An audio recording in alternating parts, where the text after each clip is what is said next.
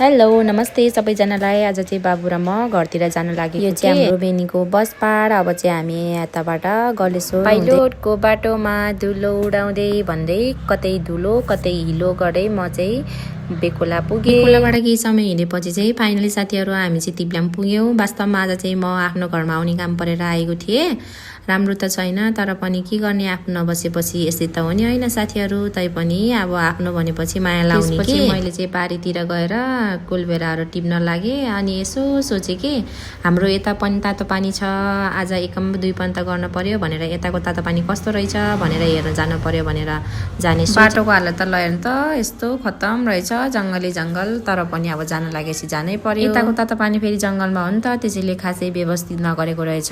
यहाँको चाहिँ हल्का चिसो रहेछ भने अर्कोतिरको तातो पानी चाहिँ तातो त तातो नै थियो, तर त्यहाँ पनि जङ्गलमा भएर व्यवस्थित खासै थिएन। अनि शनिबारको दिन भएर बच्चाहरू गएको भएर पौडी खेल्ने गर्दाखेरि चाहिँ अहिले फोहोर जस्तो लागेको थियो। तर पनि आइसकेको भनेर म पनि एकछिन बस्छु भनेर बस्न लागेँ। बस्नु त बसेँ तर माटो निस्किन चाहिँ अलिक घिन लागेको। त्यसपछि यता नुहाउने धारोमा आएर नुहाएर म चाहिँ फर्किएँ। ल हेर्नु त बाटोको हालत कस्तो छ, यस्तो डर लाग्ने छ कि बाटो फेरि आम्मामा बल्ल बल्ल आएँ नि। म त धेरै भयो थियो नि त भिर पाखा नहिँडेको। बाटोको हालत त यस्तो खत्तम छ नि साथीहरू। जङ्गल त्यतिकै बल्ल बल्ल गयो अनि बल्ल बल्ल फर्कियो, नयाँ ठाउँमा गयो, नयाँ अनुभव गरियो। खुसी हुनको लागि किन सहर बजानै चाहियो र होइन साथीहरू। गाउँघर भिर पखा झन् आनन्द लाग्छ है। यति भन्दै सबैजनालाई बाई बाई, धेरै माया गरिनु ल।